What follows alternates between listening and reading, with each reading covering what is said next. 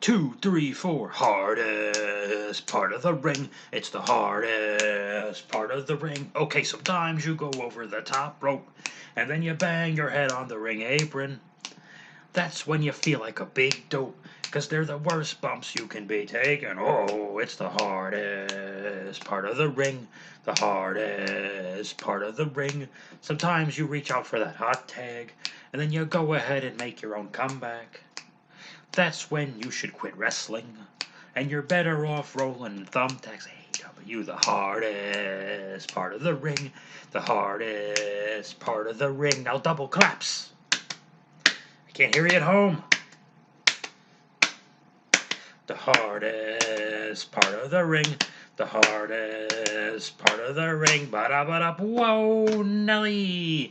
How's it hanging, Bob Scott? I tripped up already. Hey, we just started and I'm screwing it up. That's what happens. Sometimes you slip on a banana peel, you throw it at the wall, you see if it sticks, you pull yourself up by your bootstraps, you go back to the drawing board, back to plan B, back to ground zero. Where sometimes you're a one-trick pony beating a dead horse, you crazy cats. What are we talking about today? We are talking about some pleasant surprises, some good wrestling done on NXT this week. Wrestling I knew was going to be good, and wrestling I didn't know was going to be good, and ended up being good.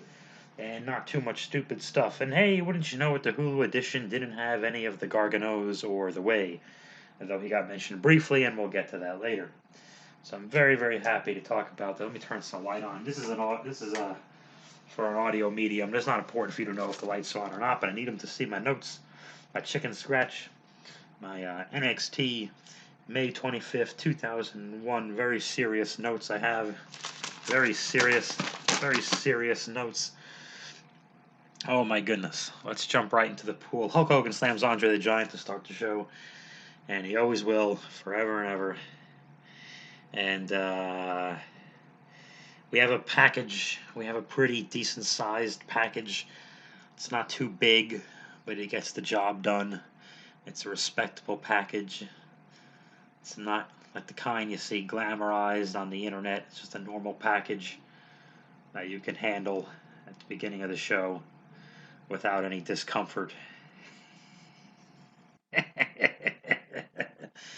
Oh, who's wrestling first? The Legion of Gimmicks. The Legion of Gimmicks Bob Squad. The LOG 3000. It's a great name, Mark. The LOG 3000 is wrestling, and then there's Tanks, and there's the Gremlins 2 girl, and there's Howling, and there's a Foxtail, and then there's still a Tank, and it's doing donuts. And then there's a helmet that she wears for 1 second, and her shoulder pads, because whoa, what a rush of gimmicks.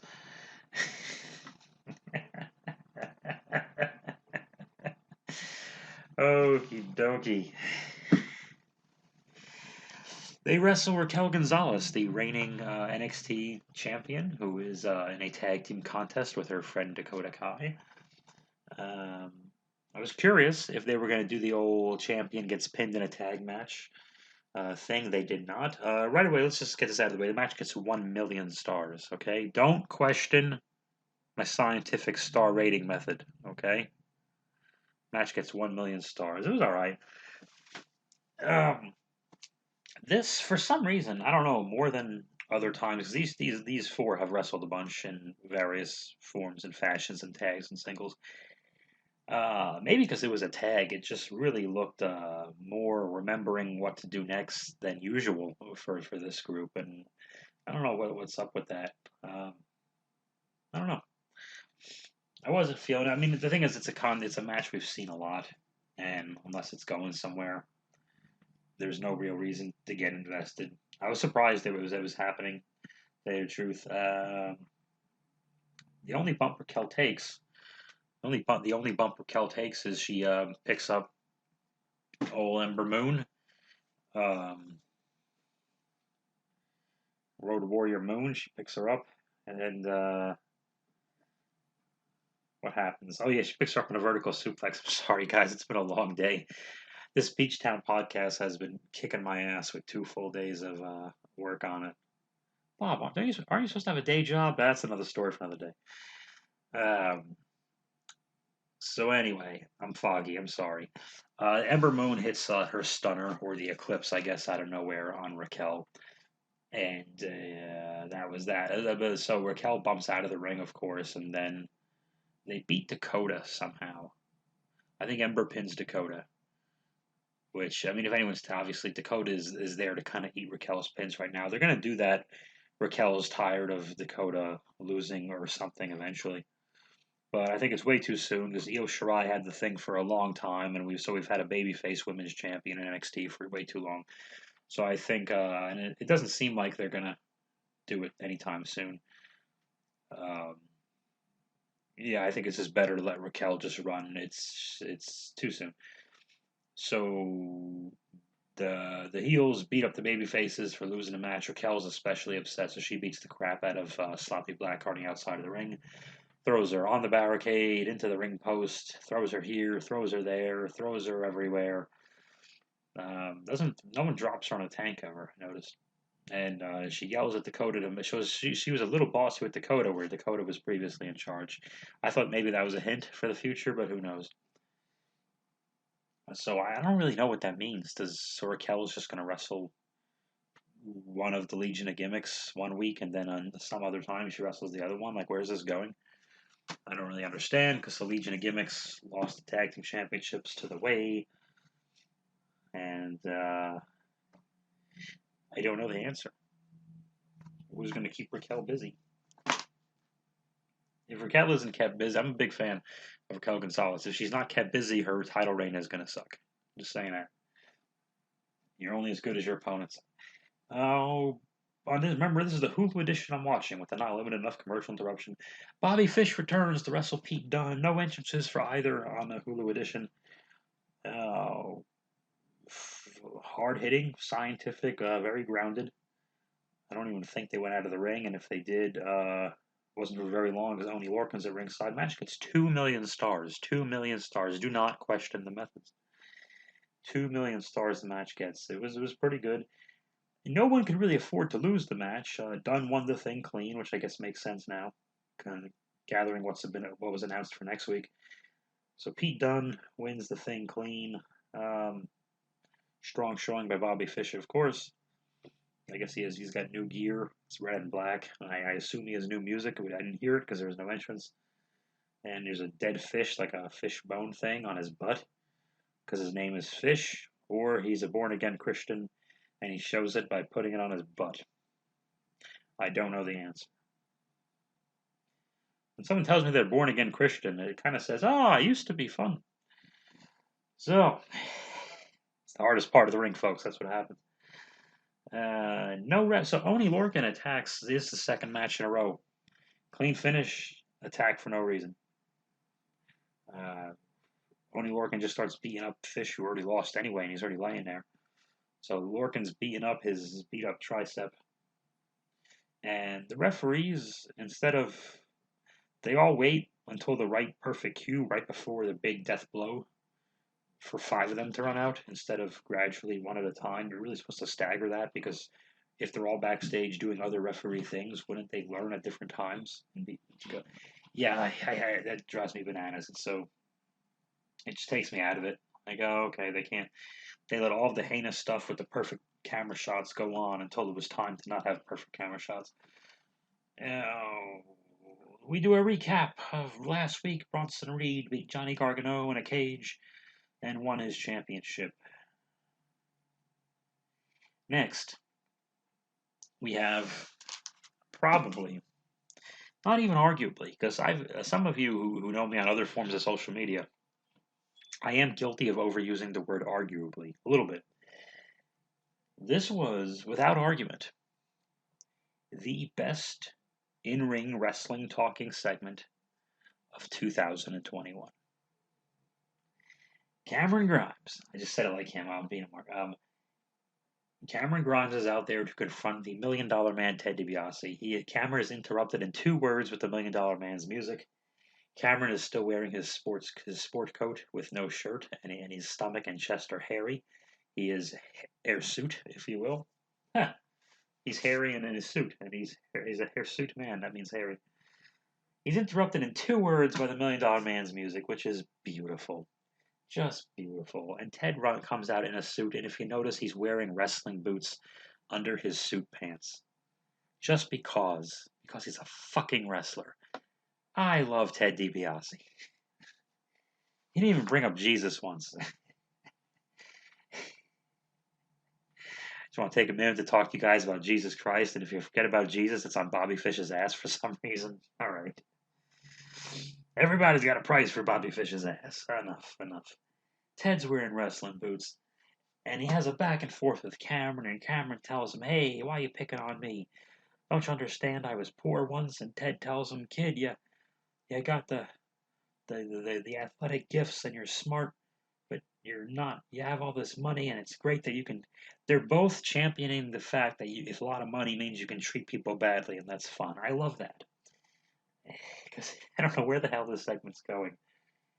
And then Ted DiBiase, the Million Dollar Man himself, he says, "Cameron, you're good, but you're just not focused." And right there, I'm like, oh, he's going to give Cameron the $1 million belt and make him the $1 million champion. Yes, he is.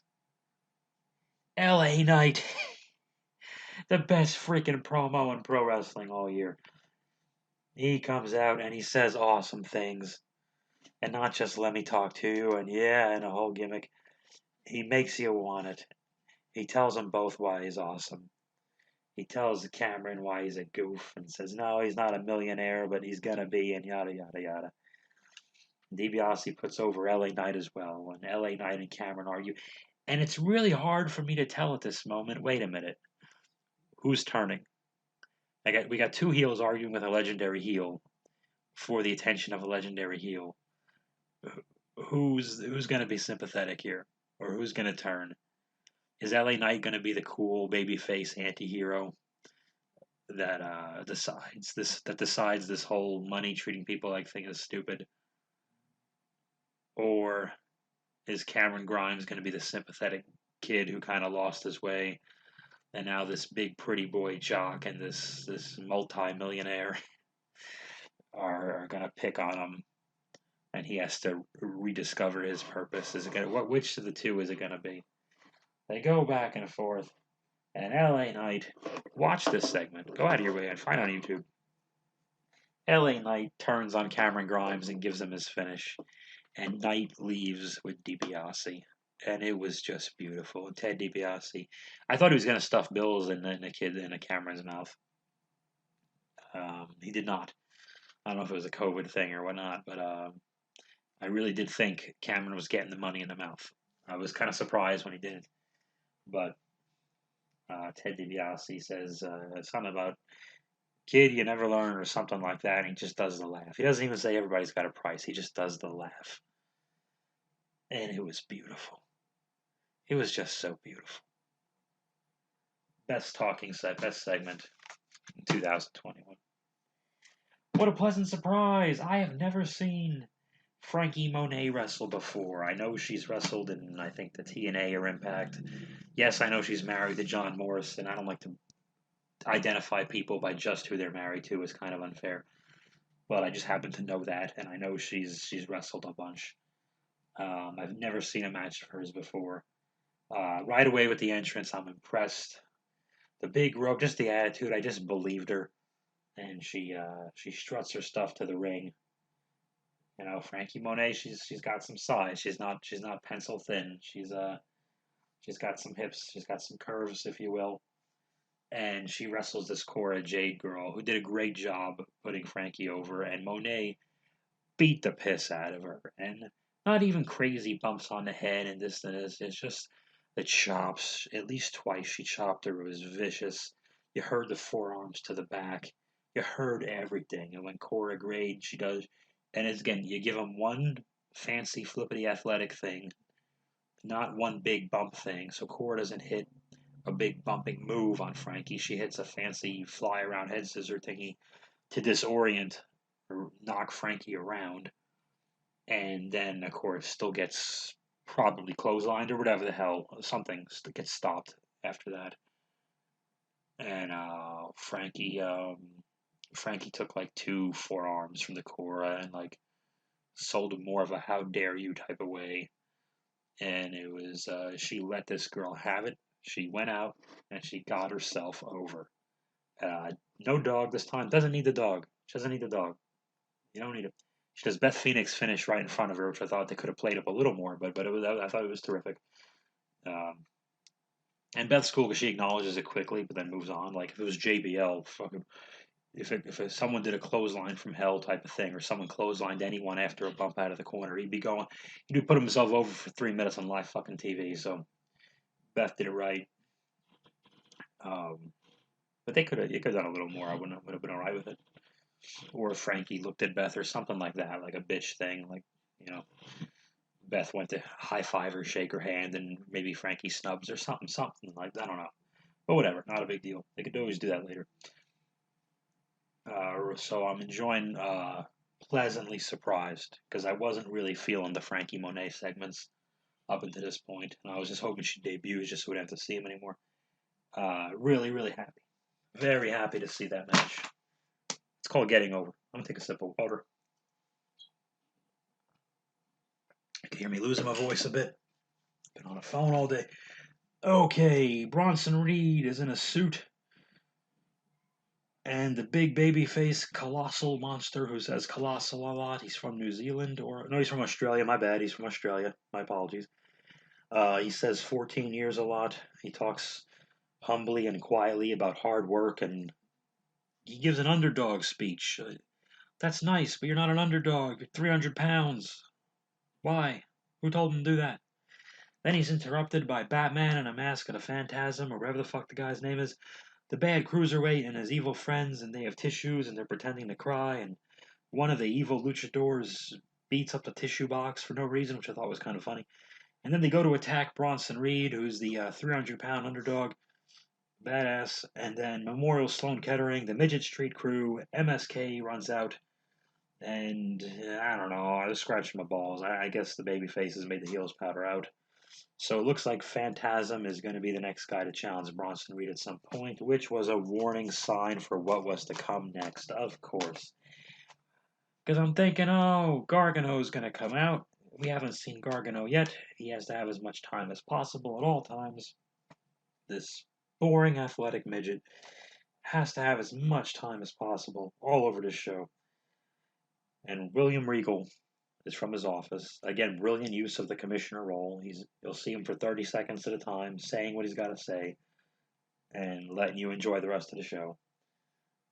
And he says he's excited because a triple threat next week for the number one contender will be Kyle O'Reilly versus Pete Dunne. Makes sense why Pete Dunne beat Fish. Versus Johnny Gargano. Because Gargano's going to win. Because they've been playing with Gargano and Cross and Austin Theory. So Gargano's going to win this thing. And that means it's probably going to be Gargano and Cross, whatever the hell the takeover is coming up in the relatively near future. Because we have to have as much Gargano as possible.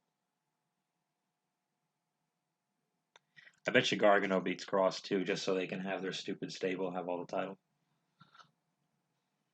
Because why else would Gargano lose to Bronson? I don't know. Keep in mind this is Hulu, so Finn Balor is no entrance. I assume he got one on the USA Network. I hope so. Him and Karrion Kross are having a stare down. Wait a minute, hold on. Frankie Monet versus Cora Jade gets 3 million stars. 3 million. Okay, just want to let you know that. Karrion Kross and Finn Balor having a stare down. Scarlett made my underwear move, and in the middle of Scarlett's, in the middle of the stare, Jesus, in the middle of the stare down, Kross just yells spastically at Finn Balor. He hears his own name. They're both doing a stoic stare down, and out of nowhere, Kross just gets wide-eyed and goes, "Rah!" Finn Balor keeping a straight face during that is the most impressive thing. One of the most impressive things he's ever done. I'm a fan of both guys, but you gotta laugh sometimes, you know? These two have a kick-ass match. Was it as good as their Mania TakeOver one? I don't know. How can it be? I don't even remember, honestly. I love this. Again, you could hear all of the punches and kicks with the proper noise, no leg slapping here. And I don't believe any leg slapping from Frankie Monet either, which is why I thought of it. It's weird that NXT is the show with less leg slapping until next week when Gargano basically is going to walk out of there with bruised thighs. He's just. The Gargano action figure should have a handprint on each thigh for how all the leg slaps. He should have long tights and then a hand like Barry Horowitz had the jacket with the hand on it where he pats himself in the back. Or Jack Swagger had that goofy T-shirt with the hand out over it. Johnny Gargano should have long tights with handprints on the side. I'm a dick. I'm tired, folks. These two have a kick-ass match. One of the points in particular, Finn Balor traps Karrion Kross in between the edge of the mat and gets him caught up in the ring apron, which is the hardest part of the ring, by the way. And it's just stomping a bejesus out of him. And he does that running kick from the apron that Danhausen does. Friend of the show, he doesn't know it, but yes. So, but he doesn't do any slapping or kicking or whatever. Really tremendous. Eventually, Cross does choke out Finn Balor, and he does that pound, that pounding to the back of the head to Finn, and Finn slips out and does it back to Cross, and all sorts of coup de gracies on Karrion Kross, and the Saito suplex. Looked vicious right on his head.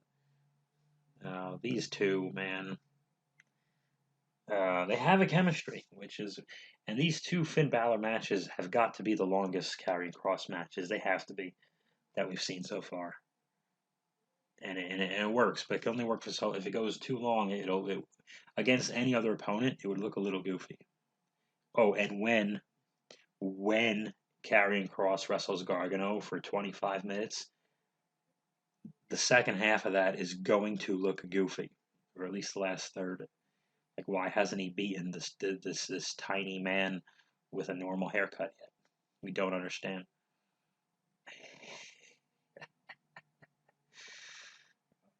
We don't know. Why has this man not beaten the office assistant yet? We don't understand what the problem is. Oh, I don't know. Karrion Kross retains. When there's a really good match, there's really not much I can say about it. Like, it's a great match. They look like they're trying to win. They're going for the cover. They're not trying to have a 5-star match, which reminds me this match gets 5 stars. 5 stars. Don't question the scientific method. They look like they're trying to win a thing and not have a good match, and that's how they have a great match. By not saying, look at us, we're having a great match. It's like the comedian gets on stage. Like, this joke is funny. You guys understand that joke is funny. Well, if you have to explain it, or tell us that, not even explain it, just tell us it was great. It wasn't great. Just go out there and do it and get it done. And these two get it done all the time. Maybe I enjoyed this one more than the Mania Takeover one. I don't know why. Unfortunately, with NXT, more so than the other shows, Raw and SmackDown, NXT gets spoiled on Twitter a lot easier. Their younger wrestlers just tweet more, and like a dope, I just forget.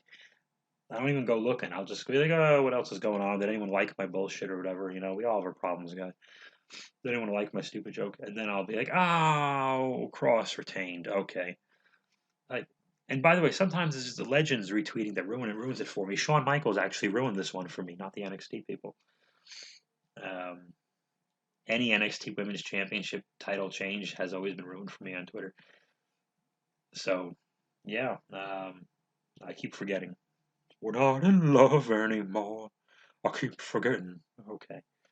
But I don't forget to do the hardest part of the ring. I still managed to get this done. Late as all hell, but hey, what the hell? Was this 77th, 78th episode? Something like that. If you saw on my YouTube channel, there is a 16-minute video of the Beachtown Comedy Podcast with my buddy Jesse Egan. It is a clip. There is a link to the full episode on the Beachtown channel. Please go to that, subscribe to that, and you'll get saying big things for free. It just shouldn't all be on my channel. It's a little chaotic. But the sample on my channel is me doing a triple movie review: Citizen Kane with Orson Welles, The Breakfast Club with Judd Nelson, and Transformers the movie with Judd Nelson and Orson Welles. That is correct. I completed the trilogy in the same weekend. I watched all 3 films, and I gave them movie reviews. So please check that out. There's not going to be a lot of wrestling on a podcast. We're trying to give you a entertaining but as helpful as possible a mental health there's me fucking it up. Oh boy, it's been a long time. It's been a long one, guys. It's just a mental health podcast to actually cheer you up. The pandemski, as Jesse calls it. I call it the pandemic. The pandemic has beaten us all up pretty good. I'm not embarrassed to admit that. I'm tired of fighting through the hey, we gotta be macho and you suck it up and yeah, suck it up. Hey, I think you suck it up when you hurt your elbow. You know what I mean? I think when everyone goes insane for a year and a half, maybe it's not a good idea to suck it up. When you hurt your foot or whatever, then you can suck it up. When your arm is sore and you don't want to work out, or you're a little tired and you don't want to lift your weights or do your creative project you want to do, yeah, you can suck it up. You go crazy for a year and a half. When the world goes crazy for a year and a half, maybe don't suck it up so much. Unprecedented times, folks. No one's precedented these times before.